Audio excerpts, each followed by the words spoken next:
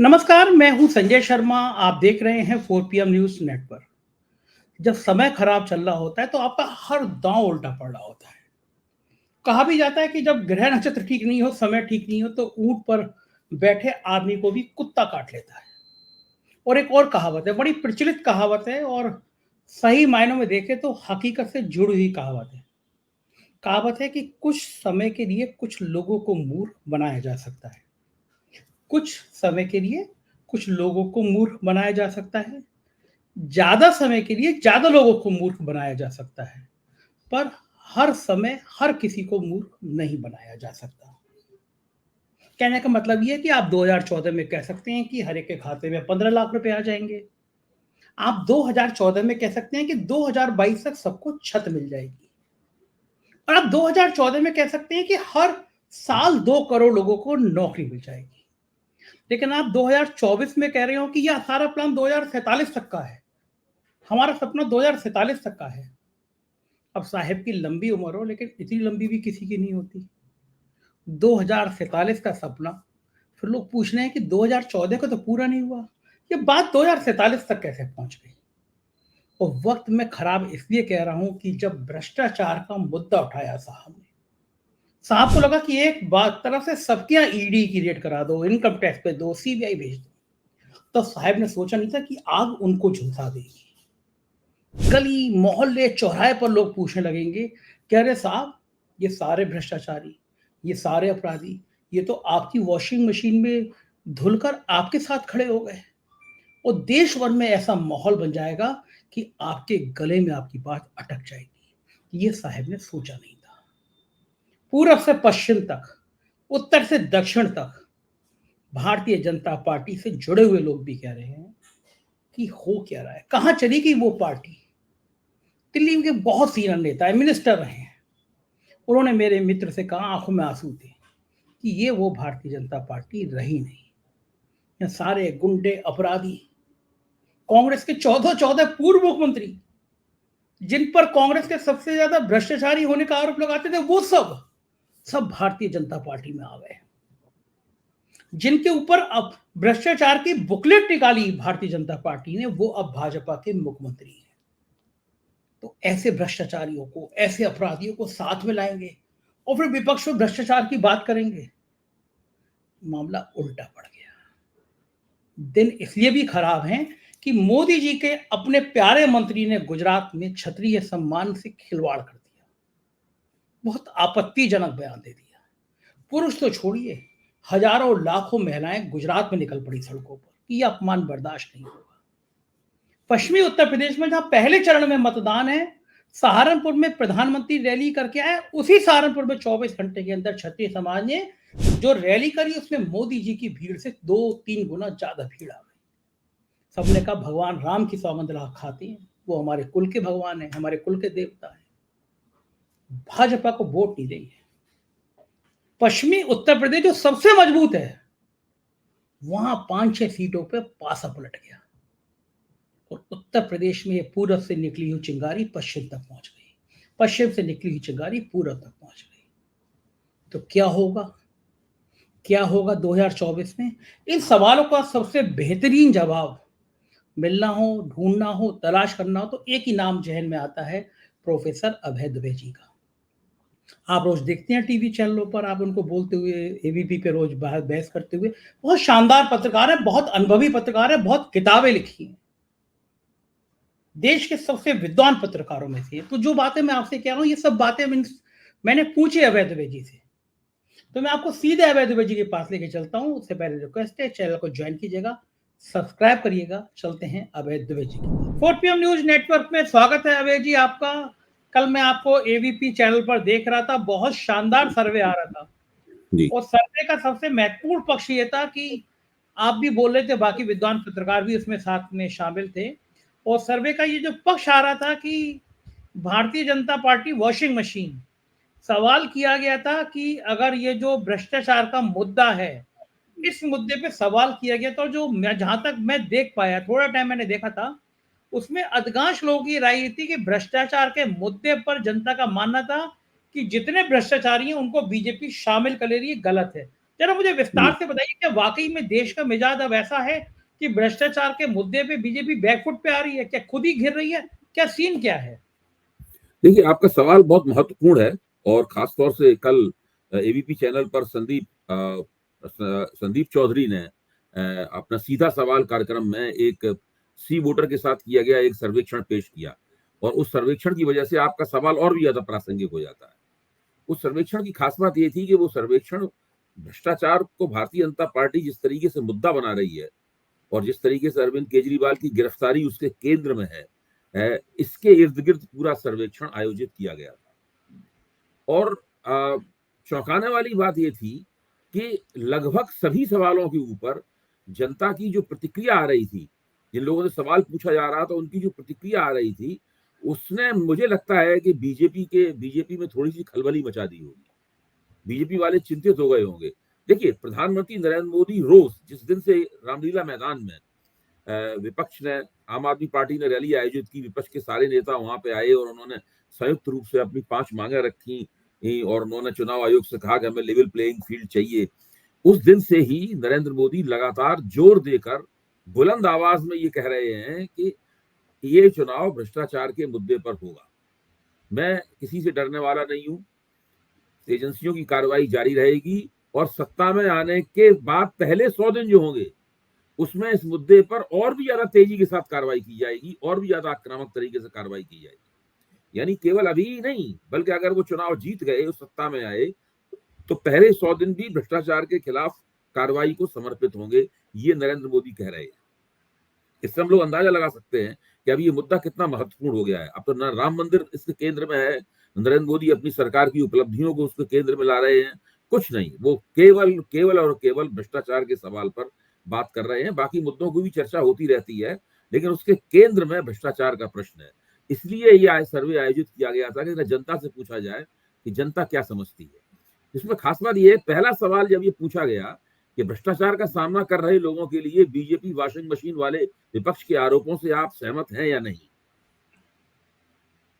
तो 32% लोगों ने कहा कि हम कुछ हद तक सहमत हैं। 25% लोगों ने कहा कि वो पूरी तरीके से सहमत है। इस तरीके से 57% लोग ये बोले, अगर इन दोनों को जोड़ दिया जाए तो 57% लोग बोले कि वो भारतीय जनता पार्टी भ्रष्टाचारियों के लिए, जो दल बदल करके आए हैं, उनके लिए वॉशिंग मशीन का काम कर रही है। जो मोदी वॉशिंग पाउडर की चर्चा होती है ना, वो इसमें निकल कर आ गया। केवल 26% लोगों ने कहा कि ये विपक्ष का प्रचार है। अब आप इससे अंदाजा लगाइए। अब इन 26% लोगों पर अगर आप ध्यान दें तो एक दूसरी तस्वीर निकल के आती है। पिछले लोकसभा चुनाव में भारतीय जनता पार्टी को 37.8% वोट मिले थे। अगर इसमें एनडीए के वोटों को भी जोड़ दिया जाए तो वोट 40% प्लस हो जाते हैं। लेकिन आप देखिए, इसमें जो विपक्ष का प्रचार कहने वाले, यानी भारतीय जनता पार्टी का समर्थन करने वाले लोग हैं, वो 40% भी नहीं है। हाँ, वो 26 वो 26% है।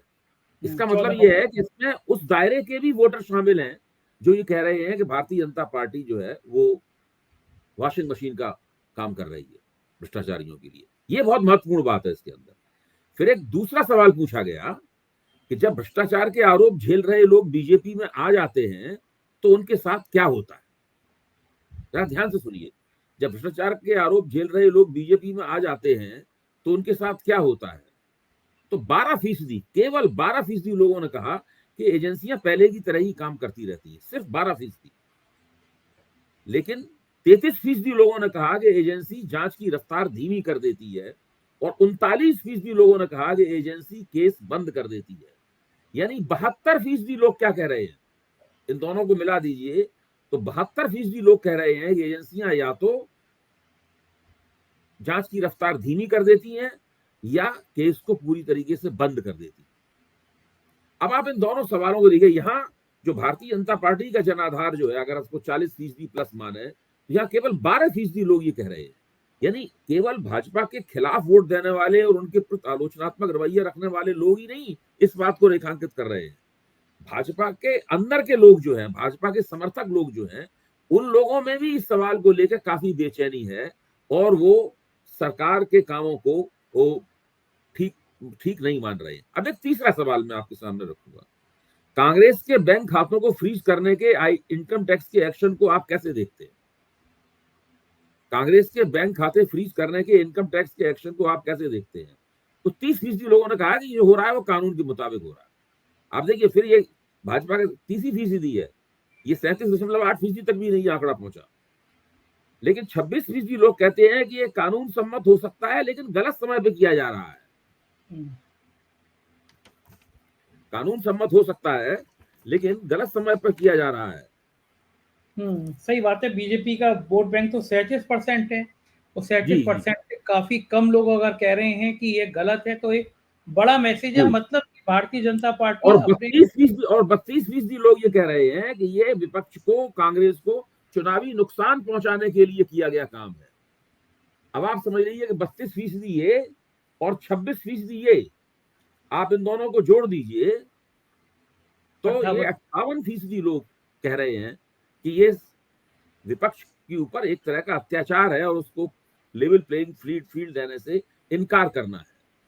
तो अभी मैंने केवल इस सर्वे के 3 ही सवाल आपके सामने रखे हैं, ताकि ये स्पष्ट हो सके कि जनता क्या सोच रही है और जनता किधर जा रही है, किधर सोच जा रहा है। अभी तो शुरुआत है केवल, अभी बिल्कुल ठीक चुनाव बात की है। शुरुआत है। अभी तो अबे जी, वोट 19 तारीख को पड़ेंगे। बिल्कुल सही पहला बात है। वोट जो माहौल है वो 19 तारीख को पड़ेगा। अभी 7 चरण होने बाकी हैं। 1 जून तक वोट पड़ते रहेंगे, 1 जून पे सातवां चरण होगा। तो आप इससे अंदाजा लगाइए कि ये 3, अभी और भी सवाल है, हम लोग आगे चर्चा करेंगे तो वो भी साफ होगा कि स्थिति दरअसल हो क्या रही है भ्रष्टाचार वाले मुद्दे की। असल में अभय जी, महाराष्ट्र में प्रधानमंत्री खड़े होते हैं, सीना ठोकते हैं कि ये मोदी की गारंटी है, कोई भी भ्रष्टाचारी बाहर नहीं बचेगा, सबको जेल भेज दूंगा, ये मोदी की गारंटी है। ये जी 70,000 करोड़ का जिसने घोटाला हुआ, वो चक्की पीसी पीसी बयान वायरल होते हैं। जी 24 घंटे नहीं बीतते हैं कि जो 70,000 करोड़ का जिस पे आप आरोप लगाते हैं, उस हम्म व्यक्ति को आप महाराष्ट्र का डिप्टी सीएम बना देते हैं, पार्टी में शामिल नहीं करते, उप हम्म मुख्यमंत्री बना देते हैं। शराब का घोटाला जिसमें पूरी आम आदमी पार्टी को फंसाया हम्म गया है, उसका जो मुख्य आरोपी होता है, ईडी गिरफ्तार करती है, जेल जाता है, कहता है मेरी पीठ में दर्द है, तुरंत हम्म, जमानत मिल जाती है। जमानत जी तो जी बाहर आता है, करोड़ों रुपए इलेक्टोरल बॉन्ड के हम्म जरिए भारतीय जनता पार्टी को देता है, और उसके बयान के आधार पर आम आदमी पार्टी के नेता गिरफ्तार हो जाते हैं, और वो बाइज्जत सरकारी गवाह बन जाता है। एक दो केस नहीं है, दर्जनों केस ऐसे हैं। इलेक्टोरल बॉन्ड में खुलासा हो गया कि जिसको ईडी का नोटिस मिला, जिसको इनकम टैक्स का नोटिस मिला, उसने हम्म इलेक्टोरल बॉन्ड खरीदे, पार्टी को करोड़ों का चंदा दिया और क्लीन चिट मिल गई।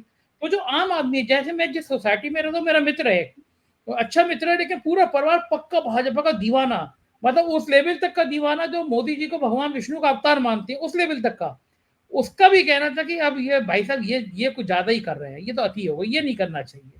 तो जो कह रहा हूँ ना, बीजेपी का वोटर जो है, वो भी कह रही तो अति हो गई, मतलब कि विपक्ष में है तो बेईमान, और भारतीय जनता पार्टी में की वॉशिंग मशीन में आया तो क्लीन चिट। लेकिन ये क्या बात मोदी जी को समझ नहीं आ रही कि देश की जनता इतनी मूर्ख नहीं है। आप भ्रष्टाचार के इतना बड़ा, मैं कहूंगा इलेक्टोरल बॉन्ड तो देश का सबसे बड़ा घोटाला है, उसको करने के बाद आप भ्रष्टाचार की बात करें। एक तो चोरी और फिर सीना चोरी, इसी को तो कहते होंगे अभय जी। देखिए, मोदी जी की क्या समझ में आ रहा है तो धीरे धीरे अभी हम लोगों को और पता चलेगा, लेकिन जनता क्या सोच रही है इसी चीज के बारे में जो आपने अंत में कहा, उसके ऊपर मैं आपको बताता हूं। एक सवाल ये पूछा गया कि शराब केस के सरकारी गवाह बने शरद चंद्र रेड्डी से बीजेपी को 50 करोड़ चंदा मिलने के आम आदमी पार्टी के दावे पर आपकी राय क्या है? तो 35% लोगों ने कहा कि घोटाले से ध्यान बटाने के लिए आम आदमी पार्टी ये दावा कर रही है। लेकिन 24% लोगों ने कहा कि इस आरोप में कुछ सच्चाई हो सकती है, और 22% लोगों ने कहा कि आरोप ठोस और सही लग रहा है। यानी 46% लोग ये मानते हैं, 35 के मुकाबले 46% लोग ये मानते हैं कि ये इस आरोप में दम है।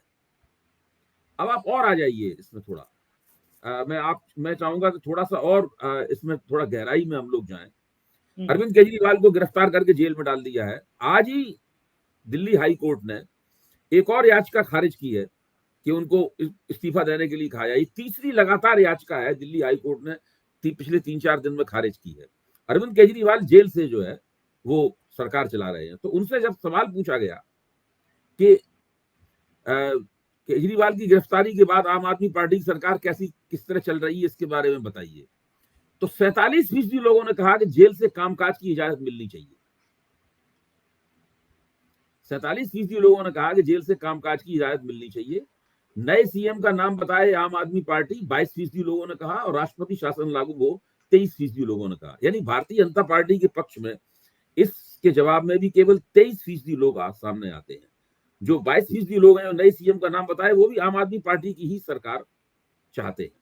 फिर एक बहुत ही दो महत्वपूर्ण सवाल और है जो मैं आपके सामने रखूंगा। जेल से बाहर आने के बाद केजरीवाल के राजनीतिक भविष्य को आप कैसे देखते हैं? तो 21% लोगों ने कहा है कि जेल से आने के बाद वो एक कमजोर नेता के रूप में सामने आएंगे,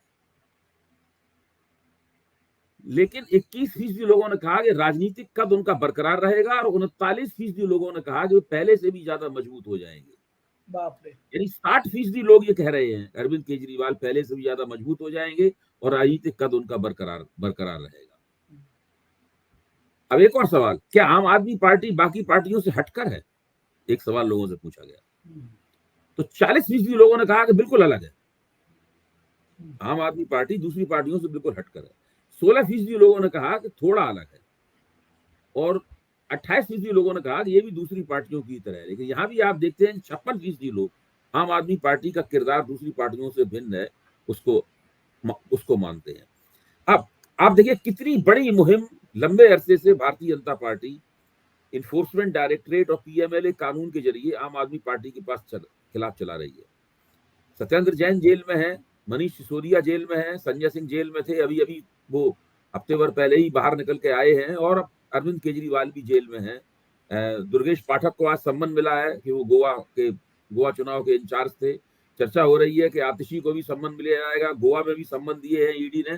यानी पूरी ताकत से सरकार इस पार्टी के पीछे पड़ी हुई है, और भाजपा के प्रवक्तागण टीवी पे अक्सर कहते फिरते हैं कि ये पार्टी रही होगी कभी वैसी, लेकिन अब तो जनता ने भी मान लिया है कि ये बेईमान है। अब आप इन तीनों सवालों को देखिए,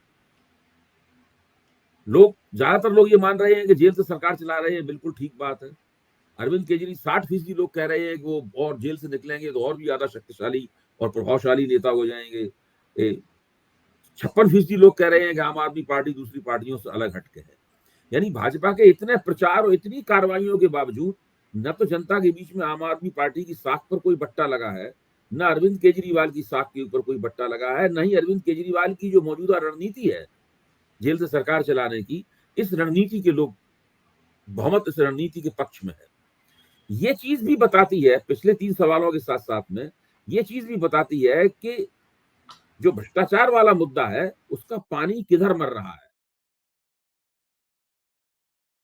ये बिल्कुल ठीक बात है, ये चीजें बताती है, लेकिन मेरा बड़ा सवाल ये है कि एक टीम होती है जो प्रधानमंत्री को जानकारी देती है, उनकी सोशल मीडिया की टीम है, उनकी इंटेलिजेंस की टीम है, आईबी उनके लिए काम करती है।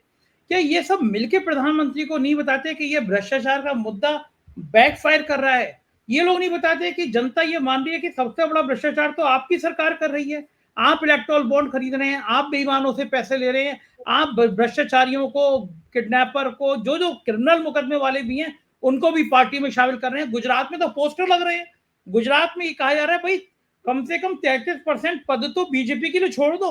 14 पूर्व मुख्यमंत्री कांग्रेस के आपने बीजेपी में ले लिए। जितने कांग्रेस के भ्रष्टाचार के आरोप लगाते थे सारे नेता भाजपा में आ गए, भाजपा का तो मूल स्वरूप ही बदल गया।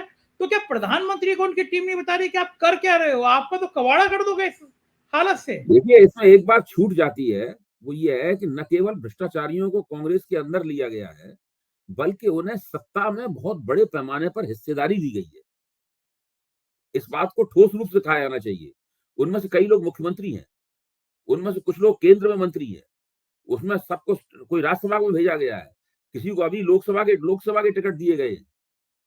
तो भाजपा में इन लोगों को, जिनको भाजपा खुद ही पहले भ्रष्ट कहती थी, उनके खिलाफ चार्जशीट दाखिल करती थी, उनके खिलाफ श्वेत पत्र करती थी, गाड़ी में भर भर के दस्तावेज ले जाती थी उनके खिलाफ, वो सारे के सारे लोग भारतीय जनता पार्टी में इस वक्त सत्ता का सुख भोग रहे हैं। इस बात की कोई गारंटी नहीं है कि जो भाजपा से बाहर जो किया करते थे वो भाजपा के अंदर नहीं कर रहे होंगे, इस बात की कोई गारंटी नहीं है, पहली बात। अब आइए इसमें दूसरी बात कि क्या नरेंद्र मोदी को इस बात का एहसास नहीं है? देखिए, जब जो तानाशाही प्रकृति का व्यक्ति होता है, जब वो चाटुकारों से घिर जाता है, ऐसे लोगों से घिर जाता है जो कहते हैं कि आप दुनिया के सबसे खूबसूरत आदमी यही है, तो उसे कुछ भी नहीं दिखाई, कुछ भी ऐसा नहीं दिखाई पड़ता। उसको लोग वही बात बताते हैं जो वो सुनना चाहता है। कल साक्षी महाराज ने कहा, आपने सुना ही होगा उनका बयान, कि नरेंद्र मोदी तो ईश्वर के अवतार हैं। अच्छा, फिर चंपत राय जी कह चुके हैं वो विष्णु भगवान के अवतार हैं। तो आप समझ लीजिए कि जिस व्यक्ति को अवतारी पुरुष बताया जा रहा हो और वो स्वयं भी अपनी सारी गतिविधियां इसी तरह से नियोजित करता है ताकि अवतारी पुरुष की छवि जनता के अंदर प्रोजेक्ट हो। वो हवा में, वो आसमान में जाता है, वो समुद्र के नीचे जाता है, वो पर्वतों पर तपस्या करते हुए तस्वीर खिंचाता है। कहीं वो गेरुआ वस्त्र पहने तपस्या कर रहा है गुफा के अंदर, कहीं वो सफेद वस्त्र पहने बर्फ के बीच में तपस्या कर रहा है, कहीं वो विमान में हवा में उड़ रहा है, कहीं वो गोताखोरों के साथ समुद्र, वो यानी थलचर, नभचर और क्या क्या क्या क्या कह सकते हैं, मतलब जलचर, तीनों ही स्थितियों में अपने आप को व्याप्त दिखा रहा है लोगों को। तो अब जो व्यक्ति इस तरह का प्रयोजन अपने इर्द गिर्द बना रहा हो, अपनी अवतारी छवि दिखाना चाहता हो और उसके चाटुकार उसको अवतार अवतार बता भी रहे हो, ऐसी स्थिति में असलियत से तो उसका नाता थोड़ा कम ही होगा। तो नरेंद्र मोदी एक खास तरह की स्थिति में है।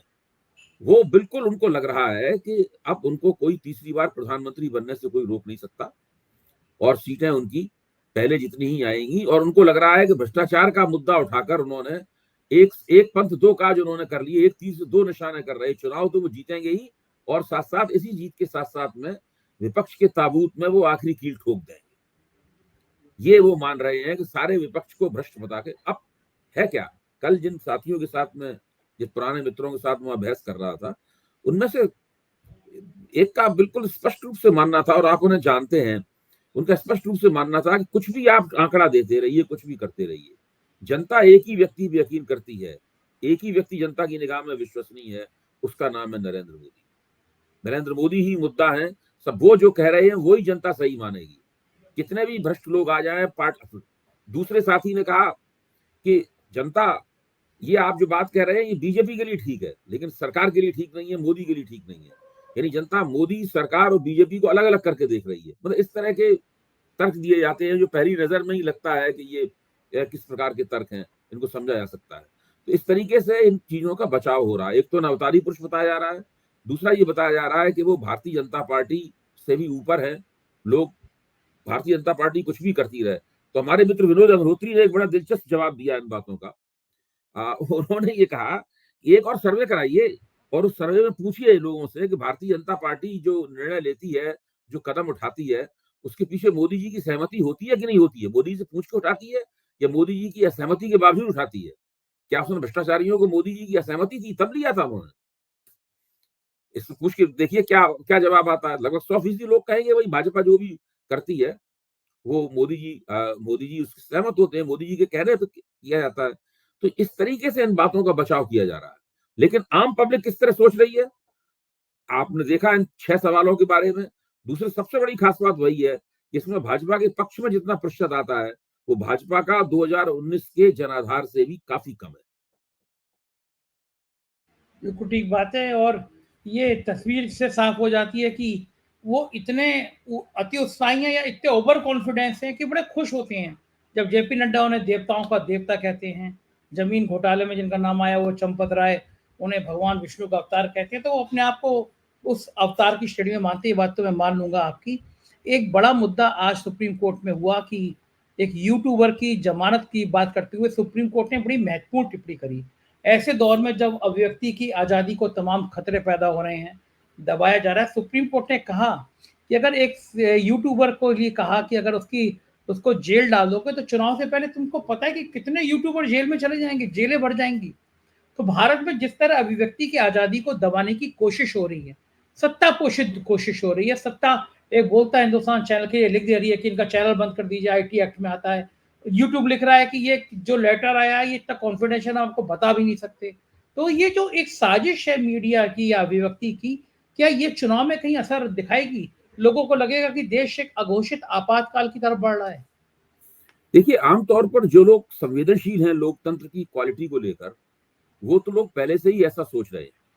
और ये जो सुप्रीम कोर्ट का फैसला आया है, जैसे जैसे इस फैसले के बारे में लोगों की जानकारी बढ़ेगी, जो 4 PM देखते हैं उनको जानकारी होगी और भी तरीके से इस फैसले का प्रचार होगा, तब लोगों की समझ में आएगा कि इस फैसले का महत्व तो न केवल फौरी है बल्कि दूरगामी भी है। फौरी इसलिए है कि उस यूट्यूबर को उससे राहत प्राप्त हुई है, और दूरगामी इसलिए है कि अभी 1 जुलाई से जो नई नई अपराध संहिता लागू होने वाली है, उसके बाद तो पूरी तरीके से सोशल मीडिया पर सरकार कंट्रोल करने की तैयारी कर रही है, और उसमें जितनी ज्यादा सजा आप सबके ऊपर कभी भी फॉल्स नैरेटिव चलाने का आरोप लगाया जा सकता है। जितनी सजा और जितने करोड़ों रुपए का जुर्माने का उसमें प्रावधान है, उसमें तो बहुत सारे यूट्यूबर्स को अपनी दुकान बंद करनी पड़ेगी और भागना पड़ेगा मैदान छोड़ के, वरना उनका जिंदा रहना मुश्किल हो जाएगा। और जो सोशल मीडिया अभी जो सरकारी मीडिया है, जिसको गोदी मीडिया भी कहा जाता है, उसके समांतर चल के जनता के सामने सरकार की आलोचना करते हुए सच्चाई रख रहा है, वो धीरे धीरे कर वो पूरा स्तंभ जो है वो कमजोर हो जाएगा। तो सुप्रीम कोर्ट का ये फैसला दरअसल उस लड़ाई के लिए हम लोगों के हाथ में एक औजार देता है, जो अभी हमें तुरंत लड़नी है। देखिए, अभी चुनाव चल रहा है, चुनाव का नतीजा जैसे ही आया और अगर मोदी जी की सरकार बन गई तो फिर तुरंत इस लड़ाई में उतरना पड़ेगा सभी को, वरना कोई इससे बच नहीं पाएगा। 1 जुलाई बिल्कुल दूर नहीं है, 10 जून तक सारी सरकार बन जाएगी और 20 दिन बाद 1 जुलाई को ये नई अपराध संहिता जो है, नया जो सीआरपीसी का कोड है, ये लागू हो जाएगा। आपको लग रहा है कि सरकार बनती हुई नजर आ रही है आपको? नहीं, मैं ये नहीं कह रहा हूं, मैं ये कह रहा हूं कि ये संसद ने ये पास कर दिया है, इसकी पूरी तैयारी इस सरकार ने कर ली है।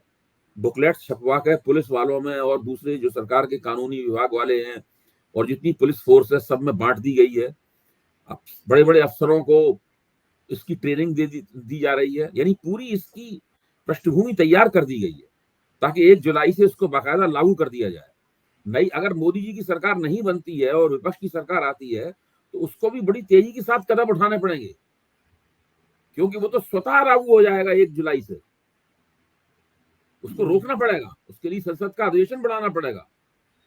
ऐसे अपने आप नहीं वो रुकेगा। ऐसा नहीं है कि मोदी जी हार जाएंगे तो वो अपने आप रुक जाएगा। अगर सचेत होकर इसको रोका नहीं गया तो वो अपने आप लागू हो जाएगी। ठीक बात है। एक और बड़ी परेशानी भारतीय जनता पार्टी के सामने आ रही है, वो गुजरात से लेकर पश्चिमी उत्तर प्रदेश तक है।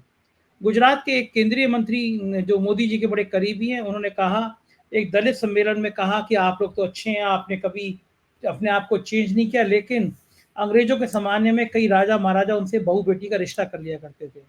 मैंने जितना इतिहास पढ़ा है उसमें किसी भी राजा ने अंग्रेज से कहीं शादी वादी नहीं करी। मुगल काल की बात को वो अंग्रेज से जोड़ गए। बीजेपी के नेता कहीं से बात कहीं जोड़ सकते हैं, लेकिन गुजरात में इतना जबरदस्त रिएक्शन हुआ, हमने शो भी किया वहाँ मयूर जानी के साथ। गुजरात में जिले जिले में छतरियों के बड़े प्रदर्शन हो रहे हैं, हजारों लाखों की भीड़ जोड़ी महिलाएं आ गई हैं कि आपने एक समाज का अपमान किया है। वो आग राजस्थान तक फैल गई, वहां प्रदर्शन हो रहे हैं। और पश्चिमी उत्तर प्रदेश में कल एक बहुत बड़ा फंक्शन हुआ छतरियों का था। नारे लगे, जिस नारे की हम आज से 1 महीने पहले चर्चा करते थे आपसे, वो नारे लगे, योगी तुझसे बैर नहीं, मोदी तेरी खैर नहीं, यानी जो वसुंधरा राजे के लिए नारा लगता था वो यहाँ आ गया। दूसरा, उत्तर प्रदेश, पश्चिमी उत्तर प्रदेश में ये कहा गया कि अगर मोदी जी 300 पार आ गए तो योगी जी गए। तीसरा मुद्दा था कि पश्चिमी उत्तर प्रदेश में हमेशा 4-5 ठाकुरों को टिकट दी थी बीजेपी। इस बार वीके सिंह जो 8 लाख से ज्यादा वोटों से जीते, उनका भी टिकट काट दिया गया, एक भी ठाकुर को नहीं दिया गया। तो क्षत्रिय समाज के लोग इकट्ठे हुए और उन्होंने कस्में खाई भगवान राम की कि बीजेपी को वोट नहीं करेंगे। तो ये जो जातियां हैं, ब्राह्मण, ठाकुर, बनिया, काइस, ये बीजेपी का कोर वोट बैंक थी, मजबूत जातियां हैं। लेकिन अगर ये जातियां इस तरह विद्रोह पे आएंगी, अब केवल 9 दिन बचे हैं चुनाव में पहले चरण में, तो क्या लगता है क्या परिस्थिति बन सकती है अभय जी? देखिए, जिन दिनों जनरल वीके सिंह के टिकट कटने की घोषणा नहीं हुई थी, वो लोग उम्मीद कर रहे थे कि शायद उनको टिकट मिल जाएगा। लेकिन अंदर खाने से बीजेपी में से खबर आ रही थी हम लोगों के पास कि इस बार उन्हें टिकट नहीं प्राप्त हुआ, और जनरल वीके सिंह भी चुपचाप खामोश बैठे हुए थे। इसकी वजह से वो इंतजार कर रहे थे। ठीक उस मौके पर जब उनका टिकट कटने वाला था तो उन्होंने खुद ही कहा कि भाई हम इस बार चुनाव नहीं लड़ना चाहते, ताकि तो बहरहाल उन्होंने किसी तरीके से बहुत ही गरिमापूर्ण तरीके से वो चुनावी लड़ाई से हट गए। लेकिन जनरल वीके सिंह का टिकट कटने का एक पूरा पैटर्न निकलेगा, इसका अंदाजा नहीं था, क्योंकि आखिरकार जो राजपूत बिरादरी है वो पिछले मुझे लगता है कि 2017 के बाद से ही भारतीय जनता पार्टी के साथ निष्ठापूर्वक उत्तर प्रदेश के 2017 वाले विधानसभा चुनाव से ही भारतीय जनता पार्टी के साथ बहुत ही निष्ठावान तरीके से जुड़ी हुई है और भाजपा का मस्कट बनी हुई है बिरादरी एक तरह से। और जो गुजरात में जो पुरुषोत्तम रूपारेल वाली बात है जो उन्होंने कहा, उसके बाद में जिस तरह से वहां पे धरने प्रदर्शन लगातार चल रहे हैं, भाजपा के दफ्तर के सामने चल रहे हैं और ये कहा जा रहा है कि पुरुषोत्तम रूपारेल का टिकट कैंसिल किया जाए। उनका टिकट कैंसिल नहीं किया गया, वो अपने चुनाव प्रचार में बाकायदा लगे हुए हैं। और फिर जो पैटर्न निकला टिकट बांटने का, जिसमें पश्चिमी उत्तर प्रदेश में से छत्रियों का भाजपा के टिकट बांटने वालों ने सफाया कर दिया है, वो वास्तव में चौंकाने वाला है। और ये लगता है कि कुछ खास तरीके के जैसे कि वो उत्तर प्रदेश के मुख्यमंत्री को कट टू द साइज करना चाहते हैं, तो कुछ इस तरह का मुझे लग रहा है। मुझे लगता नहीं कि योगी जी की बात कुछ भी चली है टिकट बांटने में। योगी जी की कुछ भी बात नहीं चली है और वो इस वक्त वो भी काफी आहत महसूस कर रहे हो। बिल्कुल ठीक कह रहे हैं और ये परिस्थितियां बहुत उलझाती हैं। बहुत बहुत शुक्रिया अभय जी, आपने इतना समय दिया, हमसे बातचीत की, आभार आपका। सुना आपने, ये थे प्रोफेसर अभय दुबे जी, सारी बातें विस्तार से समझा रहे थे, आपको बता रहे थे कि हकीकत है क्या। आप भी सोच रहे होंगे और अब तो आपको भी यकीन होगा कि अब की बार 400 पार का नारा अंजना ओम कश्यप लगाते रहे, सुधीर चौधरी लगाते रहे, रूप का लियाकत लगाते रहे। हकीकत कुछ और है, फसाना कुछ और है। मैं बताता रहूंगा, आप देखते रहिए 4 Q न्यूज़ नेट। शुक्रिया, थैंक यू।